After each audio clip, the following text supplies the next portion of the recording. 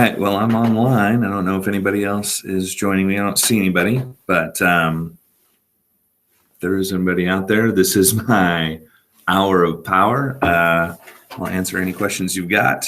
Oh, looks like there's a few more heading in. Got 5 viewers. Or 9 viewers, 12 viewers. All right, so there are people.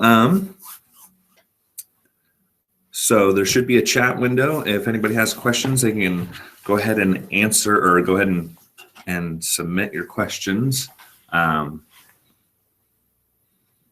This is all for free, so just ask any questions you want, and I'm an open book.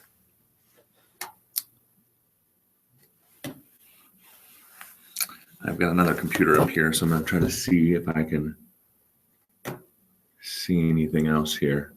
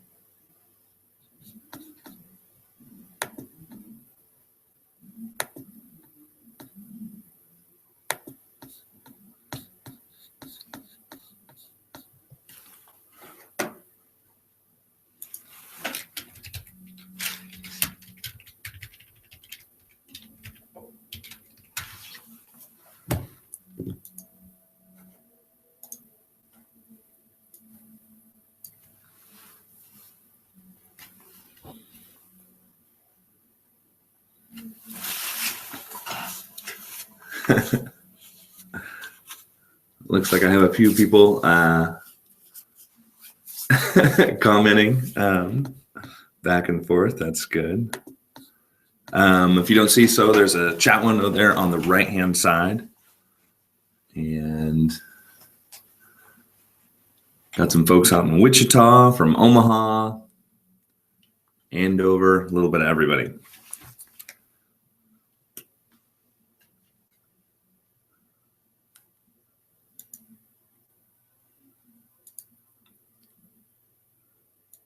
One out from Colorado.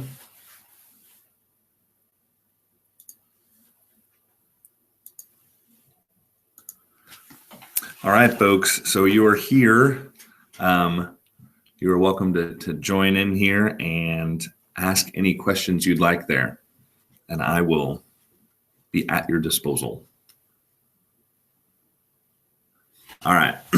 So first question, we'll go ahead and ask. First of all, I guess I don't know if okay, this is my first time. First time in quite a while of doing a live show. So hopefully everybody can hear me okay.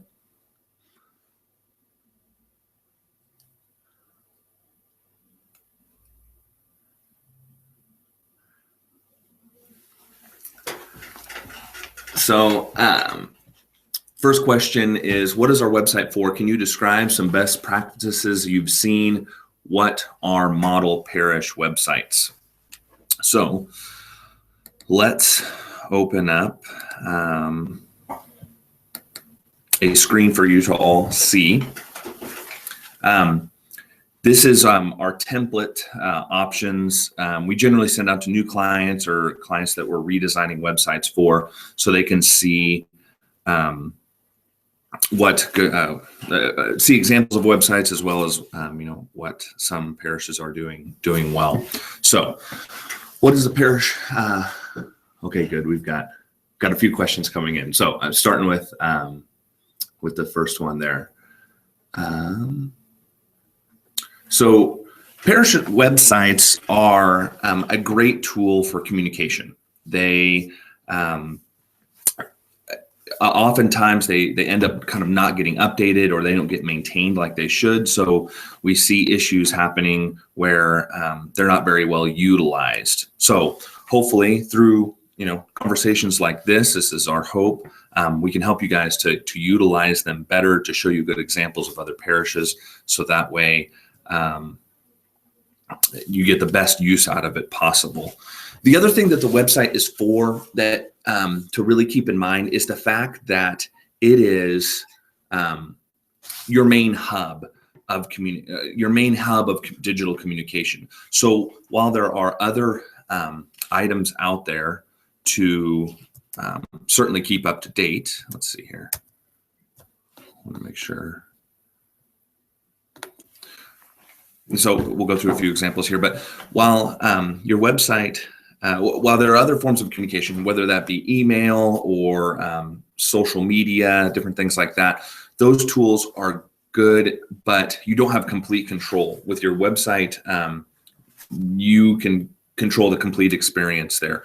So with social media, things to keep in mind is the fact that when you post something on social media, not everybody sees it. So for instance, on Twitter, if you are not on Twitter, Twitter is about 20% of the people that follow you will see your tweets. That was the statistic about a year ago. Facebook is a lot lower. There's so many things going through Facebook that about 6% of your followers or the people that like you will see the items on your page. So it's great for evangelization, getting people that are not necessarily part of your church, because you can broadcast out things that become more viral in nature. So the website, though, is a place where you have complete control. So that's a good place to start with your digital communication, and then you can branch out from there. A few example websites. Let's go back to the screen sharing here. And be patient with me. So okay, I'm really biased here, but I really like this website. So this is one of the first few websites that we started off with. It's very, very good, and it utilizes the website very well. Full disclosure, this is my brother's parish in Wichita, and he has been very gracious in helping us to just kind of to be our guinea pigs to experiment with different things. So first of all, I think it's really clear. It's not too cluttered with a ton of top-level menu items. They were able to pare down on that quite a bit to gain a little more clarity to point people in the right direction. But first and foremost, it's a very, very good communication tool. They have a lot of good news on here that routinely rotates in and out. They've got all the right things. They've been keeping their calendar up to date very, very clearly for years now. And that really shows with the number of people that visit it. They have special kind of things in addition to like the normal things like bulletins and calendars. They've got a pastor's corner. They got the podcast going on from the priests. So it's done very well. Another website I really like is Incarnate Word.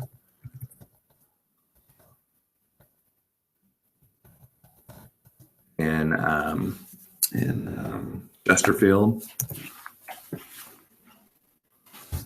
And for this, I kind of like the look of the website. I think it has very strong branding that they came up with.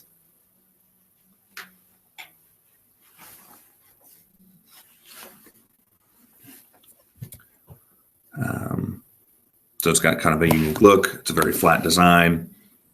Got these little parish headlines that come through. Again, they keep it up to date really well. So give me some time to think about that. There's lots of good examples out there, but let's go ahead and look at some other questions. All right. My question concerns the best place to help people with place to help people with questions about website maintenance. Okay. So I don't know if everybody knows about this or not, but we have a website, https://docs.solutiosoftware.com. And it is, we affectionately call it Solutio University. It is a good place, first of all, for people to get started. So if you have any new people coming on board that want to start editing the website, the first slide that comes through is our basic documentation. If I click watch now, there's about 45 minutes here worth of kind of just the basics of of our process, and it is about 45 minutes. There's like 6 different videos, so you can kind of skip ahead over here on the right hand side, and that's very helpful. Also underneath documentation, if you're looking for something a little bit more in depth, you can look no further than the documentation area there down below. Basic training videos, advanced article editing, front page rotators. Again, different parishes have specific rotators that they use. Pictures and slideshow, video. There's a lot of different specialty topics in there, and a lot of those are videos. Some of them are pictures and text. Like for instance, if you want to turn off advertisements in YouTube, add a YouTube video. There's a lot of good resources in there. So that'd be the first place to start. For any of those that of our clients that have unlimited support or are sponsorship based, certainly give our crew a phone call or an email, and we can point you in the right direction to help out with maintenance. One of the biggest things, I think with the website is trying to distribute the people that edit the website. So as much as possible, if you can have the person that takes care of the ministry schedule, have them upload if that's possible, have them upload that themselves, as opposed to somebody trying to take all of that in. And so hopefully with a tool like this, with Solutio University, you can point that person in the right direction, at least get them started. Maybe if they need a few extra little tips, you can help them through that, but distribute all of that updating. The parishes that do the best, we work with a lot of schools as well. Those teachers are keeping their own pages up to date, or the Knights of Columbus are keeping their own page up to date. And that happens with time. And then you have a lot more people that are involved in that process. So, all right, let's go back. More questions. I often feel that I'm not using half of the features. Can you point us to the best resources for image sizes, module instructions, and examples, etc.? All right. So images, always an interesting topic. Probably the best resource that I found that I really love lately, and actually it's just become kind of better with time. And some of you have already heard me talk about Google Picasa. Google Picasa is a separate program you install. Let me open it up on my computer. And I'll obey what I say here.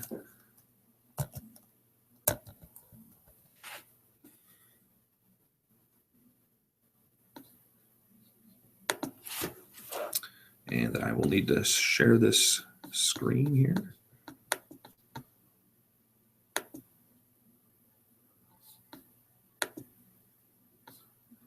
Let's wait for it to open up. There we go. Okay.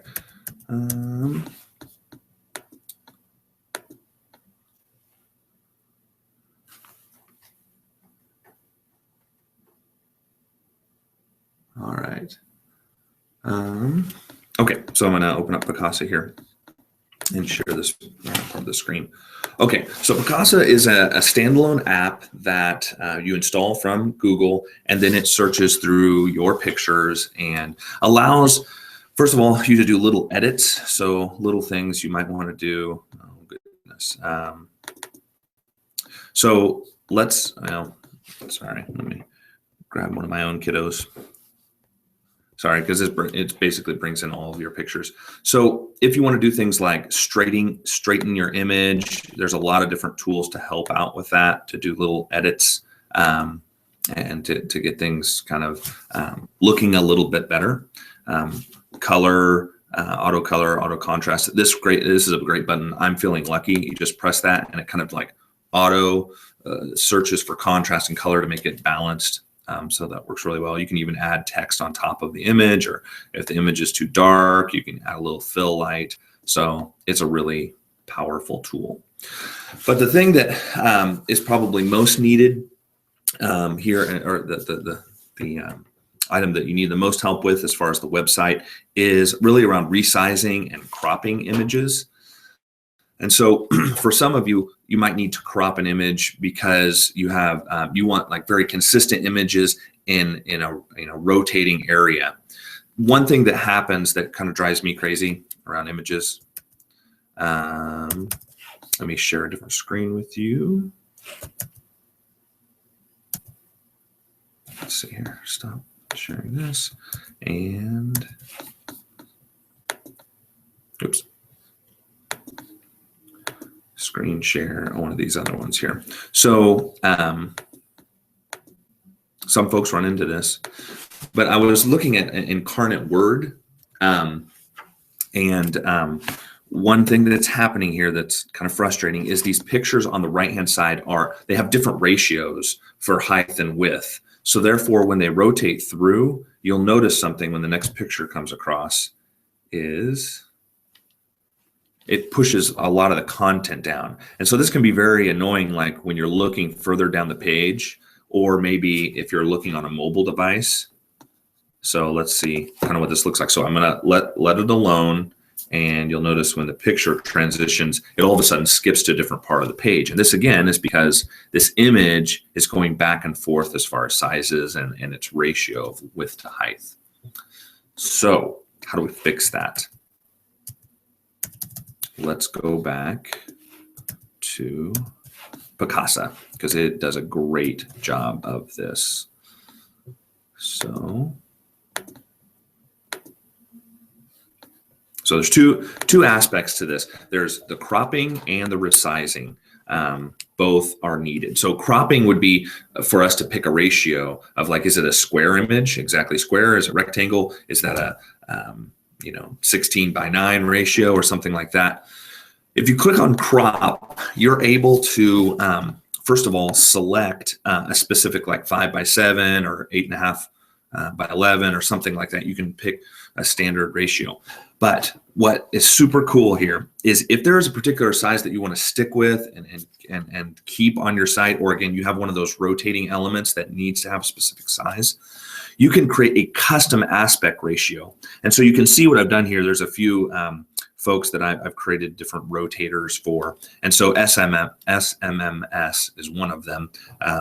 The servant, some Mary ministers to the sick. Anyway, a great order in Kansas City. And they have a rotator that's 1,200 pixels by 338 pixels wide. I'm sorry, tall. 1,200 pixels wide, 338 pixels tall. Now, so let's see here. I'll stick with Picasa here. So that's a pretty wide image, and that's a very specific size.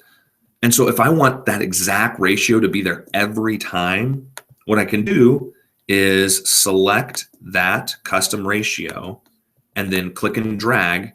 And you'll notice that it keeps with that ratio as I get bigger or smaller, and I can drag it around.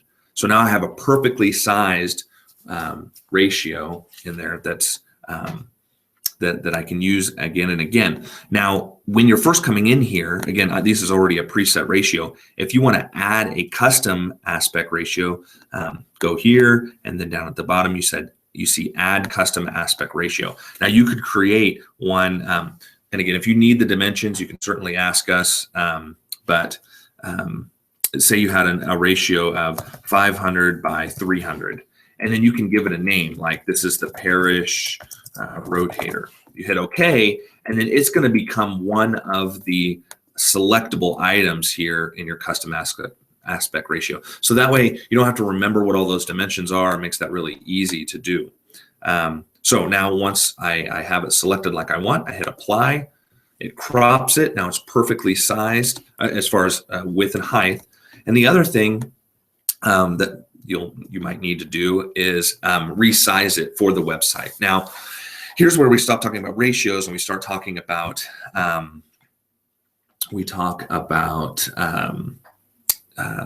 sizing.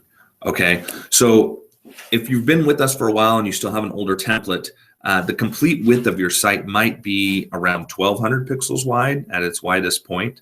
Let's take a look at a few examples here. So, okay, are we sharing the screen anymore. I think we are off that. Okay, let's share a different screen. Okay, so if we want to, okay, and again, it depends on your screen size and you know what everything is, especially if you're using a responsive design template that has the ability to kind of mold with that. Here at Blessed Sacrament, the complete width of the website is about 1,200 pixels wide. That's a responsive design. It's a little expanded from our original designs, as opposed to say St. Cecilia and Hayesville. Another example, they would be using an older template, and for our non-responsive templates, typically that width is 1,000 pixels wide. It's actually 1,024, but from one side to the other. So if you're going to be posting pictures onto the website, having a picture that's about 300 pixels wide to maybe 500 pixels wide might be just great. These pictures at Incarnate Word, they're around, I think, 700 pixels wide. And then there's various ratios here, but just to give you an idea of size. At Blessed Sacrament, I think these little images down here where it has wedding congratulations, in memoriam, and so on, I think those are about 250 pixels wide. And then these other pictures where there's the wheat and the Year of Mercy, I think those are about 600 pixels wide. So depending on the size, again, those might be kind of standards that you want to set up, that we're always going to create pictures that are, say, 500 pixels wide, and that's going to be our standard, unless we have something that's kind of out of the norm. Well, with Picasa, and I'm going to have to change my screen sharing here.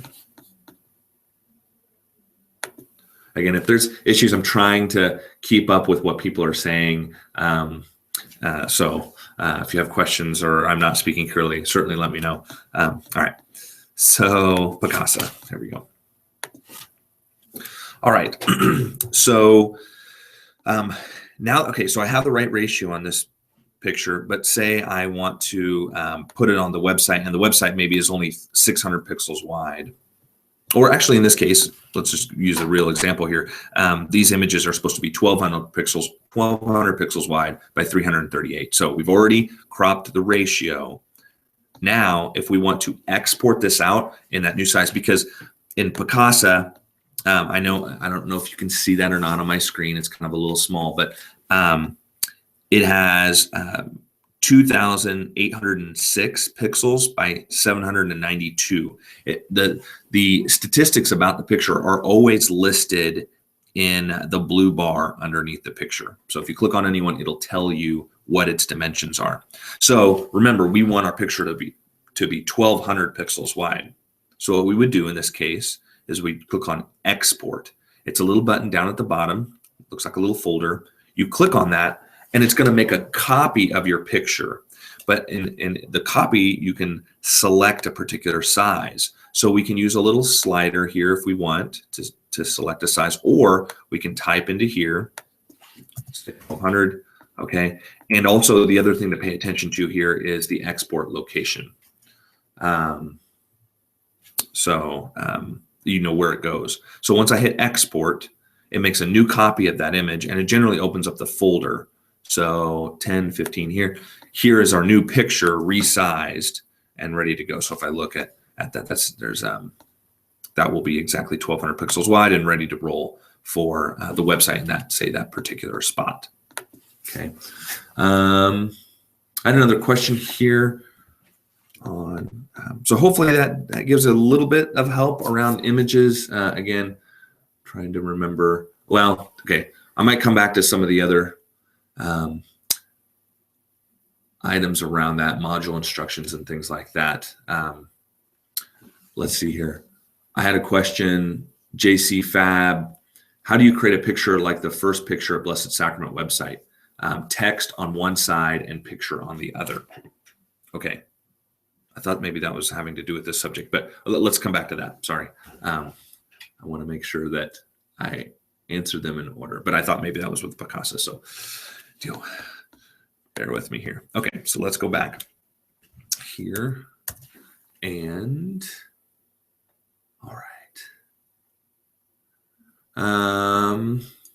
Okay, Sister Catherine Powers, we use your company, I am the Safe Environment Coordinator. I cannot post things on all of the radio buttons on the page. I cannot post things on all of the radio buttons on the page. I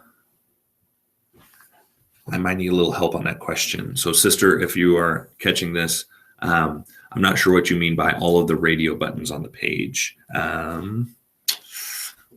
So I might have to come back to that. Also a question about, can you demonstrate posting things? So, sure. Again, these questions can be from anyone, and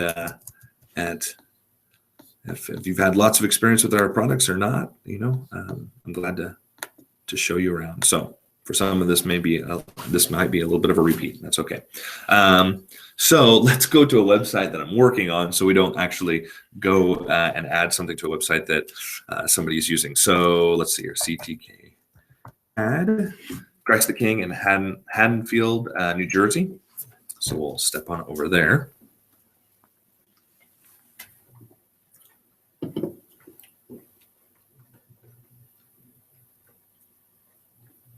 All right. Okay, so this is a website, and say I want to add something here to this one in the parish headlines area. Okay, so quick demonstration of how to post something. Again, this is it's a site in progress, so it's not perfect, but let's go through an example. So sorry, I went through that really fast. So I forgot. Okay, so on all of our websites, there is a little padlock icon. So if you didn't know that, in the bottom right-hand corner, you'll always see a little padlock icon. You click on that, and then you'll need to log in. If you don't have a login and username and password, make sure to contact us. Let us know. service@solutiosoftware.com is the best place to at least get a hold of us really quickly through email. All right. So posting something. So in all of our systems, I always have a big button on this screen that's called Add New Article.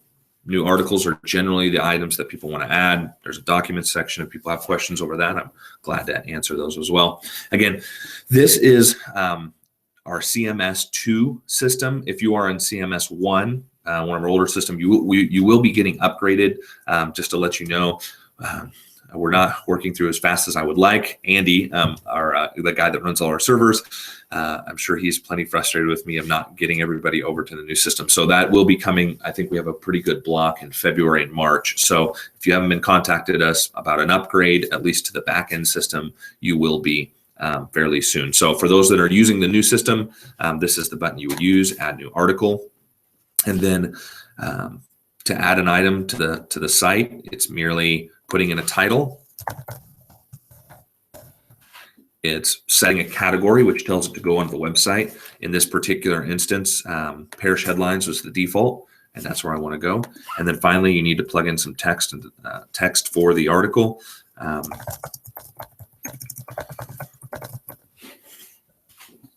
All right, so title, category, and the text of the article. Hit the save button up at the top right corner, and we're off to the races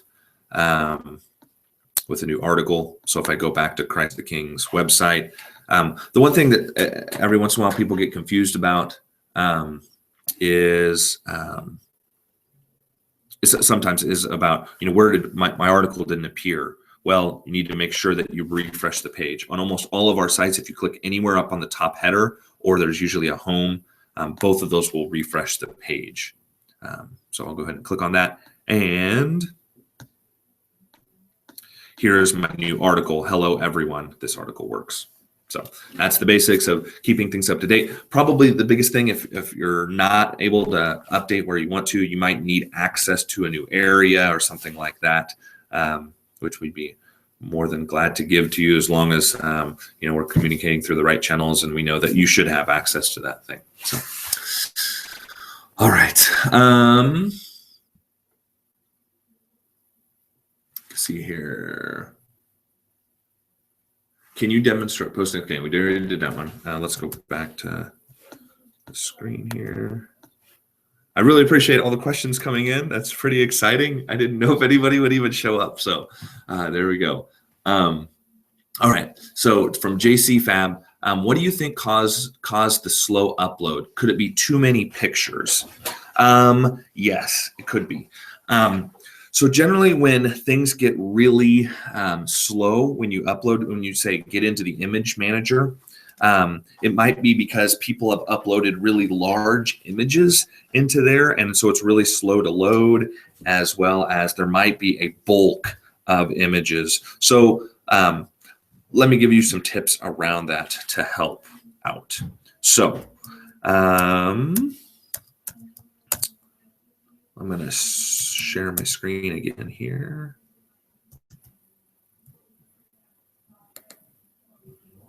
So patient with me. I'm working it. Okay, here we go. Goodness, there is a lot of questions coming in. Okay,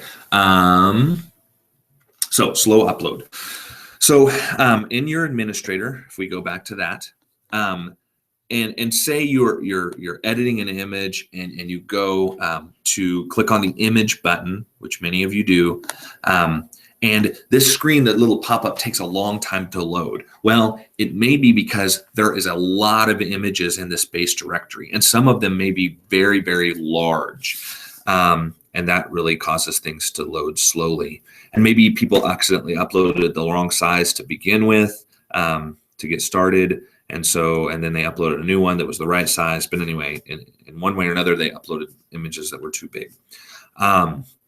You'll notice in this directory, it's pretty clean. We have lots of folders, and we don't have anything in the base level. So first tip is when you are uploading images, have some kind of organization. So when you click on choose files here, it's going to upload your image into the directory that you're in. And so if you never change that, and again, some folks don't get in the habit of that, so they put everything in the base directory. Well, over time, that's really going to come back to get you. So first thing, make sure to select a particular category. So say this is a news item. We'd click on news first, then we'd go and choose our picture and upload it.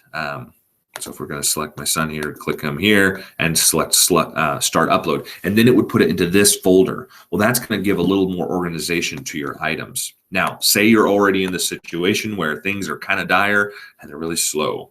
All right, a couple things we can do. First of all, on our sites, you should have access to something called the image manager. I'm going to go ahead and click on that. It's usually the 5th button. The image manager is where we can go and maintain. So first of all, this is where we can add new organization. So if we look at this, we see the same folders that I was looking at before. But if I want to create a new folder, if I can click on this icon towards the top, and it will create a new folder in whatever folder I'm in. So say I wanted a subfolder underneath news. I could go into news first, then create new folder and say I wanted to do 2015. Hit create, and now I've got a new folder in there. It actually goes ahead and it steps me into that folder. So there it is. And this can help you to create some of that organization you might be looking for to not upload everything to the base folder. Now, if you have stuff under the base folder, you can't delete pictures unless you're in the image manager. The regular editor, when you're uploading images, doesn't allow you to do any management, like create new folders or move anything. So what you can do in this system, if you click on the icon, it takes you into the folder. If you click on the border, then it selects the item. So you could select an item, say for instance, to move it, to copy it, or to delete it. Okay, so say I wanted to go into news and I wanted to delete my folder. Well, I could click on its border and then click on delete. Okay, if you have a bunch of images in your base directory and you want to move them out of there, maybe you create a new folder called archive. Okay, then you go and you start selecting images. So say, let's see here. surely we have some, maybe Parish Headlines has some. Okay, here we go. So say we wanted to move all of these to that archive folder. We click on all their borders, and then we can click on move and select the archive folder to move them over to that area. So that way we start getting them out of the base directory. If you don't think you'll ever use them again and you need to really get rid of them, then you certainly can click on delete and remove those items from the system completely. So they'll be totally gone. If you have trouble, like for instance, Blessed Sacrament, the parish I was referring to earlier, they'd been with us for a long time, and really everybody put their stuff into the base directory, and there was like a gigabyte of images in that base directory. So what I did is I went and I moved all of the images out of there for them in a bulk process. Again, if you need us to help out with that, certainly let us know, and we can do a bulk move of everything in there. One caveat to all of this is if you are moving pictures that are currently being used, if you move them, it very well will break the articles that refer to them. So if I had an image here in the base directory that was on one of my news stories and I moved it to an archive folder, then that image would no longer show up in that article. It'd be a broken picture link. So you might need to relink those pictures if you want them to stay there, or just don't move those particular images that you're using at that time, if that makes sense. But cleaning up your folders will certainly make your images go faster. And then also using Picasa to resize your images will help a lot. One quick tip around that, you don't have, if you're going to be using a lot of images and you're all kind of ready to go, you can resize a bunch of them all at one time. In fact, you could resize a whole folder. If you click on it here on the left-hand side, it says at the bottom left, it says folder selected, and it has 177 photos. And so if you click on export, it's going to export all 177 photos into a new directory, and it's going to resize them. So say we want that to be 500 pixels wide. We could select that size, hit export, and it's going to make copies of all of those images then that you could use that would all be resized. You can also in here select, click and drag and select a few of them, say a set of 10 of them or so that you might want to resize, and that works as well. So resizing in Picasa is a great tool to help things go a lot faster. Not only is it faster for you to upload them, but it's also faster for you to faster for your visitors to see them. All right. Question from Mary Johnson. Let's see here. Mary Johnson. Based on our stats, most of our viewers are bulletins, directions, and social hall info. In your opinion, how do we steer them to other pages? For example, the Year of Mercy. Okay, so first thing to remember is your viewer, the people coming to your website, they are coming there for a particular purpose, right? Nobody comes to your website just because they're, for the most part, not because they're bored, right? They're coming there to find some information. So they might be coming there to find mass times or the calendar or download the bulletin, right? So what you have on your hands is, I like to call it candy. Like, this is the treat that you're going to give them, that you have in front of them, that you can get them to your site. They know that if they come to your site, they're going to be able to find, say, the Ash Wednesday mass times. They know they're going to be able to find that. So what you're talking about here is expanding out the items that people see. So you've got candy, you've got it in your possession, and you give it to them. You don't withhold the candy, the calendar, the bulletin, those types of things that are really juicy that people really want. I'm kind of proud of the fact that a lot of people, they're looking for something in particular. They stop on the homepage because they can find what they want very easily. That's why we put things out there. Like you'll see on most of our clients, we have a list of upcoming events. Now there's always the view full calendar, but you'll notice that we put the view full at the calendar events because we want people to know that it's updated. Again, this homepage is all about candy, right? We don't have a ton of text that's really long blog. We give little previews, right? So kind of what you're talking about is extending that out. Is sometimes it works best to choose what those important things are and make them fewer. So that way they see little previews, right? They see a preview of the Pastor's Corner. They see a preview of the latest podcast. They see a preview of some of these stories. The other thing to draw people's attention, as you can see here on Blessed Sacrament, that they have one of these slides is the Year of Mercy, is putting up images that are compelling. Give them a little preview and then point them to the right place. But using images is very powerful. So the Wichita Diocese, something that they do, they have these little buttons. And again, we use this on a lot of different sites that we have to draw people's attention. But so they have lots of things that are going on. Well, they always have these 3 little buttons, these little graphics that they keep up to date. So this catechetical event that's coming up, right? They want to create a little bit of attention towards it. Now, somebody may be looking for a parish, right? That's actually on diocesan websites, it's like this, usually the second or third most popular page is finding a parish. Okay, we'll give people that. It's right there. But right next to it, look, Year of Mercy, just like to your question, and catechetical event. So use graphics, use those little, I think graphics are something that kind of grab people's attention the most when they're looking through a website and quickly scrolling through. So anyway, hopefully that is a good answer to your question. All right, a little shout out to Christine. That was good. Okay, Kathy Peter. When I use Picasa, it seems that all of my photos from my camera, let's hear. When I use Picasa, it seems to bring in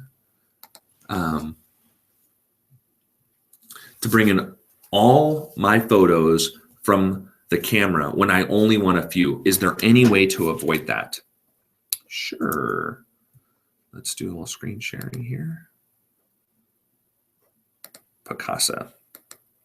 So, first of all, when you connect up your computer, your camera, typically you get a little screen that looks like this that asks you to import. Now, you can tell it to just go ahead and import all, is certainly an option, or you can select particular images and import them, import the selected ones. So that can help out with that. The other thing is, let me get out of this screen here. The other thing is in Picasa, you can click on File and then Add Folder to Picasa. What this does is it gives you a breakdown of all of the folders that it's searching through. So Kathy, when you're looking through there, you may tell it, you know what, I don't want it to pull things from my camera roll, or I don't want it to pull from screenshots. You can tell it what you want to. Typically, I either set it to remove from Picasa totally because I don't want it to be on here, or I do scan always. So that way, if I put them into a folder, it's like, for instance, you can have a folder on your desktop that is, Picasa images, and then you just drag and drop those images in there. And then maybe that's the only one that you have set to scan always. And that way it continuously looks through that. So that way, when you open up Picasa, it quickly looks through those and they'll be available for you right there. Another thing on Picasa is there's a couple of different views. I think the default looks like this, where it just has a full list of all the images.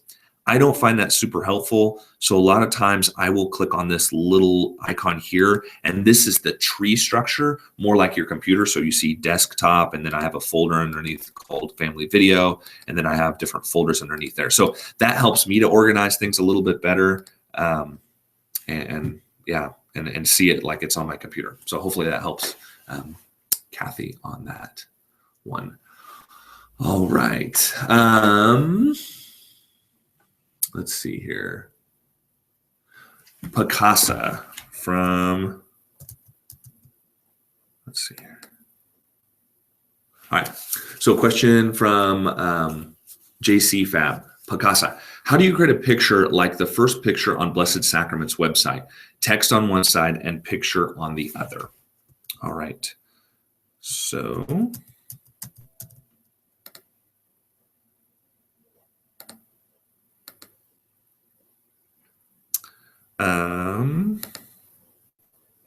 okay, so here at Blessed Sacrament, we've got text on one side, picture on the other.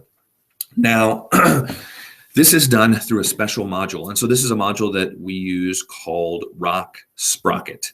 It is available I believe, on all of our templates, and it might have a different look to it. Like for instance, see, Incarnate Word uses it as well. Text on one side, picture on the other. This actually is on Christ the King. I showed you this earlier. This has text laid on top of it. So it uses the same component. It's just styled differently. And those are things that sometimes come by default. Sometimes those are things that we add in to the equation. So that way they look in a particular way and don't have white edges or whatever that might be. So this component is something, if you're real curious and you want to play around, you're certainly welcome to. Basically, we set parameters for it to be laid out in a certain way. And then we usually point it to like an article category to pull the items from. Now, so that may be something that we need to get involved in. If you're curious though, and you want to kind of find out what's available there in RockSprocket, let's just show you some fun stuff here. Rocket Theme is a company that we buy a subscription to that helps to kind of create some base for our templates that we use.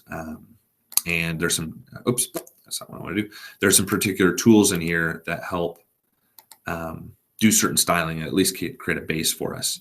So if you go to this address, demo.rockettheme.com/joomla-extensions/rocksprocket. Again, if you do a search, you'll find it.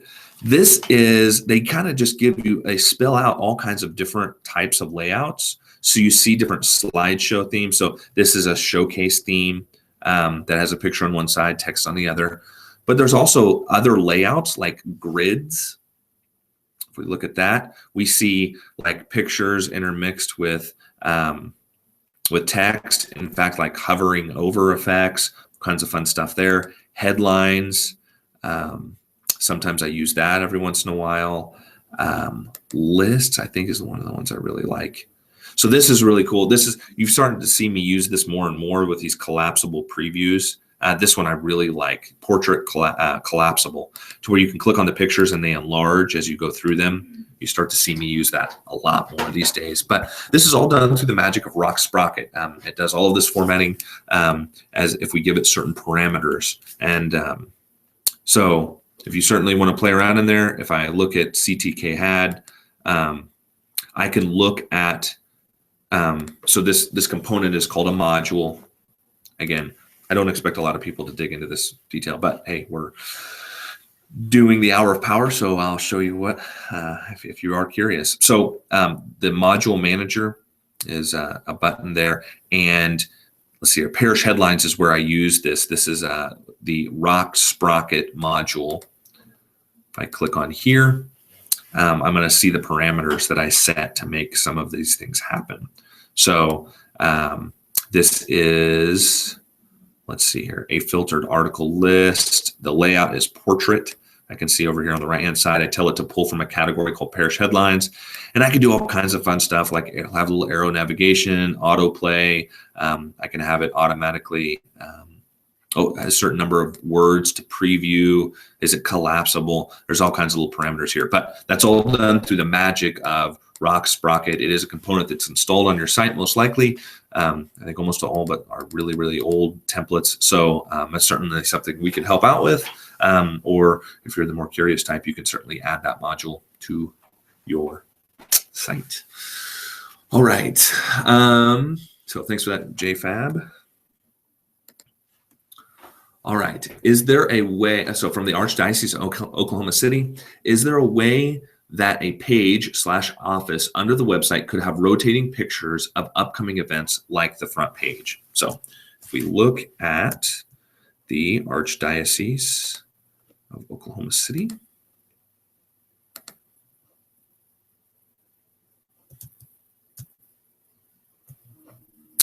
okay,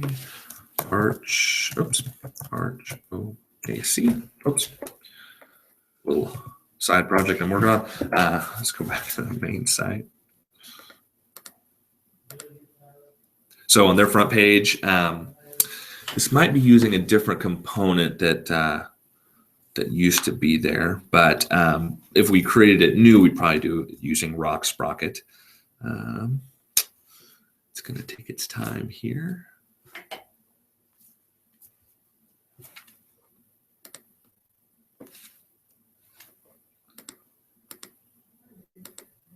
Get rid of some of my other stuff here.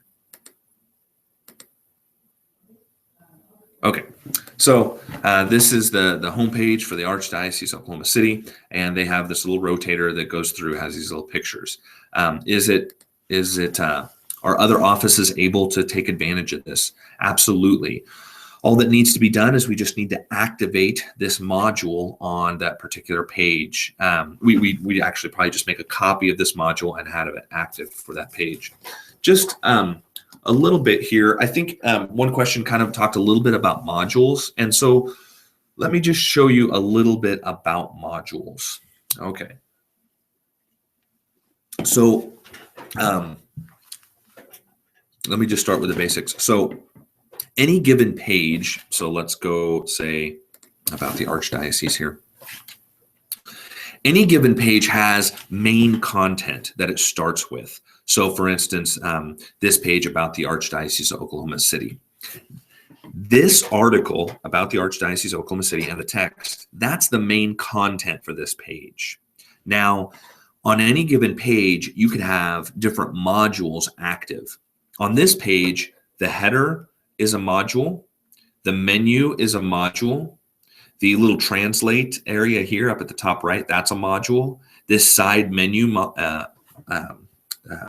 side menu, it's a module. And the footer down here with the little padlock icon, that's a module.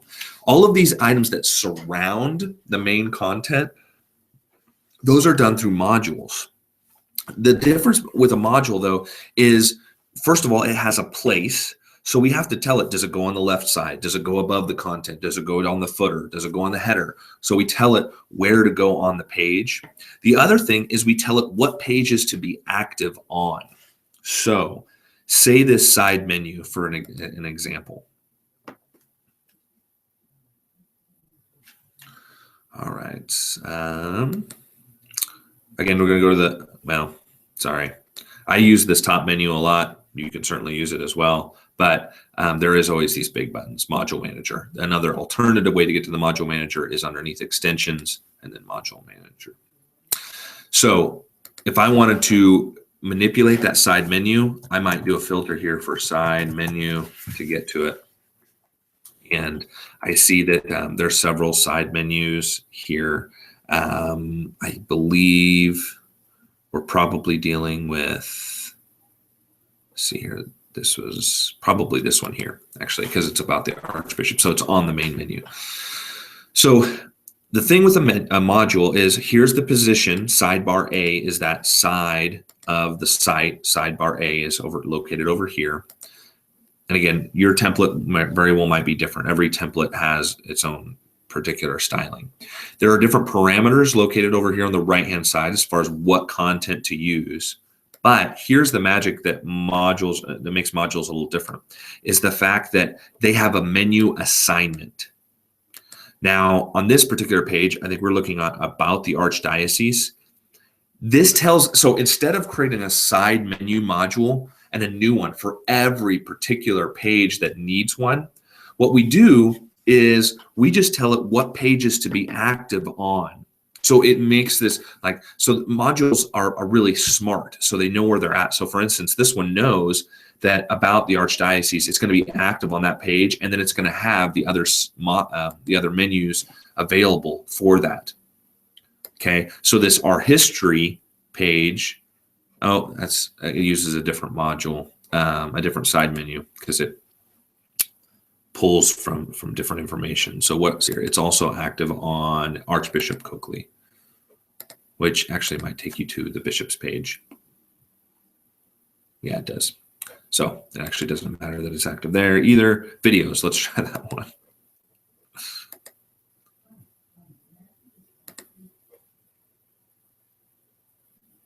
There we go. So we notice this is the same side module. It displays that same information. Again, it can be dynamic, so it'll pull from different places. But the module active on the left-hand side is active on both of those two menu items But again, it could be active on, like the footer that we have typically on the websites is active on every single page of your website. So, and those are some of the parameters that you set up when you say module assignment only on the pages selected, on all pages except those selected. So we tell it kind of where to appear there. So long story short, just because I want to talk a little bit about modules, but if I wanted to put that rotator onto a particular office, I think it's in position feature A. No, it's not. Maybe showcase A. Front page stories. So what we do, so this rock stories is the type of component type. So all we would need to do is check beside this, duplicate it, then come back in here, change the parameters to pull it from a different news source and tell it to be active on, that particular office's homepage. We would take it off of the homepage and go onto offices and say put on office of ministries or whatever pages it should be active on. Again, big thing to be careful about is kind of messing up your homepage of having a module active there that of accidentally leaving that module active on the original page as well. And then you have two slideshows that appear. But again, if you play around with this a little bit and you're a little more comfortable, that's certainly something you guys have access to, is the module manager. All right, so if you need some help out with that, certainly let us know. Again, those are the kinds of things that we do every day, and we're pretty good at it. All right, and let's go ahead and we'll have one more question. So this is from St. Mary in Newton. Is there a good resource for non-copyrighted images on the internet? How can you tell if an image is copyrighted or not?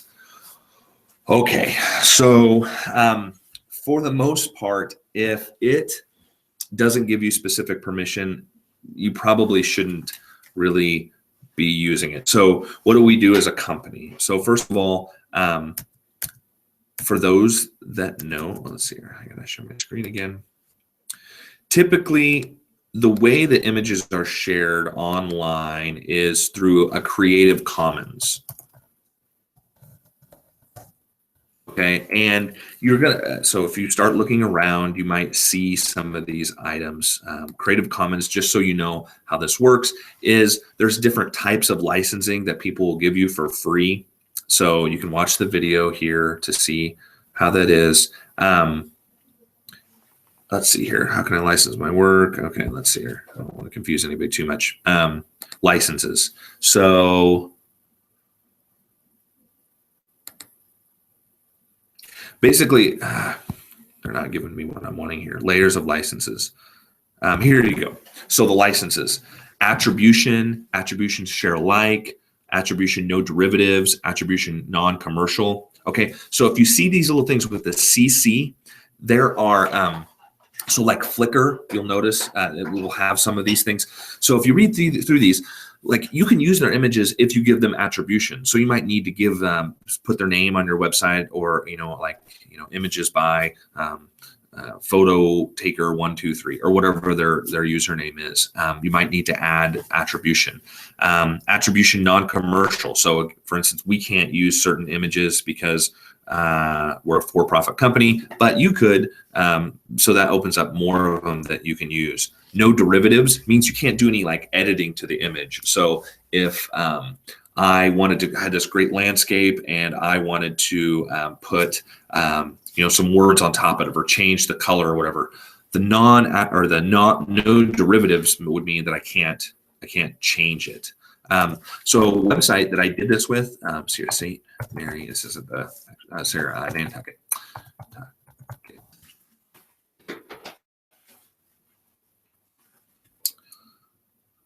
It's a little parish on Nantucket Island, which I didn't get to go there to training, but I wish I did because it looks super cool. So let's see here in Nantucket. I could not, the parish didn't have any pictures, but I really wanted to use a picture of a lighthouse. So you notice there in the background, so it's there on the left-hand side, and then if I scroll down, you see it. I kind of have it all the way on the bottom all the time. And if my screen was a little bigger, you'd see a little family down there. But it's a really nice picture that I wanted to use and put in the background.